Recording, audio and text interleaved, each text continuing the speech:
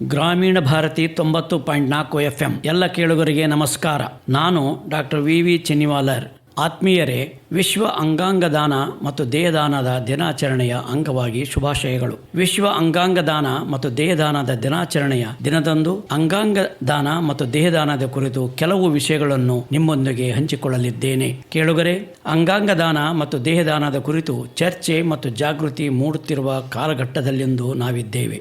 ಆದರೆ ಭಾರತೀಯ ಪರಂಪರೆಯಲ್ಲಿ ದೇಹದಾನ ಮತ್ತು ಅಂಗಾಂಗ ದಾನದ ಕುರಿತು ಈ ಹಿಂದಿನ ಹಲವು ಕಡೆ ಪ್ರಸ್ತಾಪಗಳಿದ್ದವು. ನಮ್ಮ ಸಂಸ್ಕೃತಿ ಮತ್ತು ಧಾರ್ಮಿಕ ಆಚರಣೆಯ ಕುರಿತಾದ ಸಾಹಿತ್ಯದಲ್ಲಿ ಹಲವಾರು ಸಂಗತಿಗಳನ್ನು ಉಲ್ಲೇಖಿತಗೊಂಡಿವೆ. ಉದಾಹರಣೆಗಳನ್ನು ಕಾಣಬಹುದು. ಅಂಥದರಲ್ಲಿ ಒಂದು ಉದಾಹರಣೆಯನ್ನು ನಾವು ನೋಡುವುದಾದರೆ, ವಕ್ರತುಂಡ ಮಹಾಕಾಯ ಸೂರ್ಯಕೋಟಿ ಸಮಪ್ರಭ ನಿರ್ವಿಘ್ನಂ ಕುರುಮೇ ದೇವ ಸರ್ವಕಾರ್ಯೇಷು ಸರ್ವದಾ. ಗಣಪತಿಯ ಜನನ ವೃತ್ತಾಂತವನ್ನು ಅವಲೋಕಿಸಿದಾಗ ವಿಶ್ವದಲ್ಲಿಯೇ ಪ್ರಥಮವಾಗಿ ಅಂಗಾಂಗ ದಾನ ಪಡೆದ ವ್ಯಕ್ತಿಯೊಂದು ಪುರಾಣದಲ್ಲಿ ಉಲ್ಲೇಖಿತಗೊಂಡಿದೆ. ಈತ ಇಡೀ ವಿಶ್ವದಲ್ಲಿ ಬದಲಿ ಅಂಗವನ್ನು ಜೋಡಿಸಿಕೊಂಡ ಉದಾಹರಣೆ ನಾವು ಗಣೇಶನಲ್ಲಿ ಕಾಣಬಹುದು. ಈ ಬದಲಿ ಅಂಗದ ಜೋಡಣೆಯಲ್ಲಿ ಶಿರವನ್ನೆತ್ತ ಪ್ರಾಯಶಃ ಮೊದಲ ದಾನಿ ಗಜರಾಜ ಇರಬಹುದು. ಬದಲಿ ಜೋಡಣಾ ಸರ್ಜನ್ ಪರಮೇಶ್ವರ. ಈ ಜೋಡಣೆಯಿಂದಾಗಿ ಇಡೀ ಜಗತ್ತಿಗೆ ಓರ್ವ ಮಂಗಳಮೂರ್ತಿ ದೊರೆತ ಎನ್ನುವ ಪೌರಾಣಿಕ ಚರಿತೆ ನಾವೆಲ್ಲ ಕಾಣಬಹುದು. ದಾನ ಎಂಬುದು ಕೇವಲ 2 ಅಕ್ಷರದ ಪದ, ಆದರೆ ಅದು ಶ್ರೇಷ್ಠವಾದ ಶಬ್ದ. ಯಾವುದೇ ಪ್ರತಿಫಲಾಕ್ಷೆ ಇಲ್ಲದೆ ಇದ್ದವರು ಇಲ್ಲದವರಿಗೆ ನೀಡುವ ಕಾಣಿಕೆ ಇದು. ಅನ್ನದಾನ ಮತ್ತು ವಿದ್ಯಾದಾನದ ಜೊತೆಗೆ ವೈದ್ಯಕೀಯ ಕ್ಷೇತ್ರದಲ್ಲಿ ತಂತ್ರಜ್ಞಾನದ ಕೌಶಲ್ಯ ಹೆಚ್ಚಾದಂತೆಲ್ಲ ಮೊದಲು ರಕ್ತದಾನ, ಅನಂತರ ನೇತ್ರದಾನ ಸೇರ್ಪಡೆಯಾಗಿದೆ. ತದನಂತರ ಬಂದದ್ದು ಅಂಗಾಂಗ ದಾನ ಮತ್ತು ದೇಹದಾನ.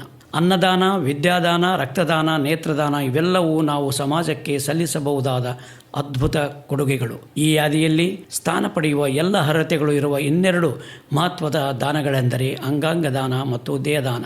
ಅಂಗಾಂಗ ದಾನ ಮಾಡಿದಾಗ ಆಯಾ ಅಂಗಾಂಗಗಳನ್ನು ಅರ್ಹ ವ್ಯಕ್ತಿಗಳ ದೇಹಕ್ಕೆ ಜೋಡಿಸುವ ಶಸ್ತ್ರಚಿಕಿತ್ಸೆ ಅತ್ಯಂತ ಸೂಕ್ಷ್ಮವಾದ ಹಾಗೂ ವಿಶಿಷ್ಟವಾದ ಚಿಕಿತ್ಸಾ ಕಲೆಯಾಗಿದೆ. ಅಂಗಾಂಗ ದಾನಗಳಿಂದ ಅನೇಕರಿಗೆ ಮರುಜನ್ಮ ದೊರೆಯುತ್ತದೆ. ಇಡೀ ದೇಹವನ್ನು ದಾನ ಮಾಡಿದಾಗ ಅಂಗರಚನಾ ಶಾಸ್ತ್ರದ ವೈದ್ಯಕೀಯ ವಿದ್ಯಾರ್ಥಿಗಳಿಗೆ ಪ್ರಯೋಜನವಾಗುತ್ತದೆ. ಅಂಗರಚನಾ ಶಾಸ್ತ್ರಜ್ಞರ ಪ್ರಕಾರ ಇತ್ತೀಚಿನ ದಿನಗಳಲ್ಲಿ ವೈದ್ಯಕೀಯ ವಿದ್ಯಾಲಯಗಳು ಹೆಚ್ಚಿದ ಪ್ರಯುಕ್ತ ದೇಹಗಳು ದೊರಕುವುದು ವಿರಳವಾಗಿದೆ. ಪ್ರತಿ ವರ್ಷವೂ ನಮ್ಮ ದೇಶದಲ್ಲಿ ರಸ್ತೆ ಅಪಘಾತದಲ್ಲಿ ಮರಣ ಹೊಂದುವವರ ಸಂಖ್ಯೆ 1 ಲಕ್ಷಕ್ಕಿಂತಲೂ ಅಧಿಕ.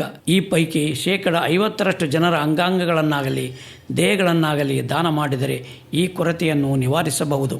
25-30 ವರ್ಷಗಳ ಹಿಂದೆ ಮೂತ್ರಪಿಂಡ ವೈಫಲ್ಯವಾದವರಿಗೆ ಮೂತ್ರಪಿಂಡ ಕಸಿ ಚಿಕಿತ್ಸೆ ಪ್ರಾರಂಭವಾಯಿತು. ಇತ್ತೀಚೆಗೆ 10-15 ವರ್ಷಗಳಿಂದ ಮಿದುಳು ನಿಷ್ಪ್ರಯೋಜಕವಾದವರಿಂದ, ಅಂದರೆ ಬ್ರೈನ್ ಡೆತ್ ಆದವರಿಂದ ಹೃದಯ, ಮೂತ್ರಪಿಂಡ, ಲಿವರ್, ಪ್ಯಾಂಕ್ರಿಯಸ್, ಬೋನ್ ಮ್ಯಾರೋ, ಕಣ್ಣು, ಚರ್ಮ ಇವುಗಳನ್ನು ಕಸಿ ಮಾಡುವ ತಂತ್ರಜ್ಞಾನ ಅಭಿವೃದ್ಧಿಯಾಗಿ ಇದು ಅಂಗಾಂಗ ದಾನಗಳ ವ್ಯಾಪ್ತಿಯಲ್ಲಿ ಸೇರಿಕೊಂಡವು. ಜಗತ್ತಿನಲ್ಲಿ ಹುಟ್ಟಿದ ಮೇಲೆ ಈ 3 ದಿನದ ಪ್ರಯಾಣ ಮುಗಿಸಿ ಹೋಗುವುದಕ್ಕಿಂತ ಮುಂಚೆ ಸಮಾಜದಿಂದ ನಾವು ಸಾಕಷ್ಟು ಪಡೆದುಕೊಂಡ ಮೇಲೆ ಹೋಗುವಾಗ ಸಮಾಜಕ್ಕೆ ಒಳ್ಳೆಯದನ್ನು ಕೊಟ್ಟು ಹೋಗಬೇಕು. ಆಗ ಸಾವಿನಲ್ಲೂ ಸಾರ್ಥಕತೆಯನ್ನು ಕಾಣಬಹುದು. ಉಳ್ಳವರು ಶಿವಾಲಯ ಮಾಡುವರು, ನಾನೇನು ಮಾಡಲಿ ಬಡವನಯ್ಯ ಎಂದು ಬಸವಣ್ಣನವರು ಹೇಳಿದ ಹಾಗೆ, ಉಳ್ಳವರು ಅಂದರೆ ತನು, ಮನ ಮತ್ತು ಧನದಿಂದ ಸಂಪನ್ನರಾದವರು.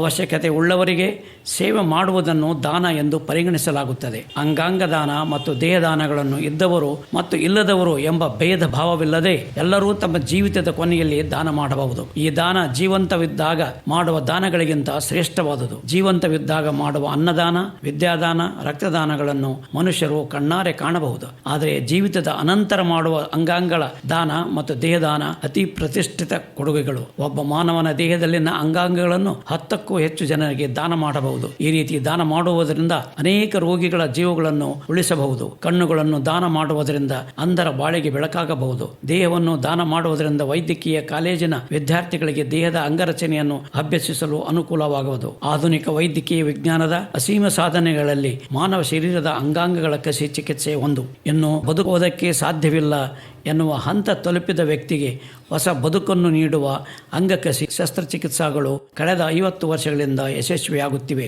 ಇಂದು ಬಹುಶಃ ಮಾನವನ ಮಿದುಳನ್ನು ಬಿಟ್ಟು ಉಳಿದ ಎಲ್ಲ ಅಂಗಾಂಗಗಳನ್ನು ಜೋಡಿಸುವ ಬಗೆಗಿನ ಅರಿವು ಹಾಗೂ ಶಸ್ತ್ರಚಿಕಿತ್ಸಾ ತಂತ್ರಜ್ಞಾನ ನಮಗೆ ಪ್ರಾಪ್ತವಾಗಿದೆ.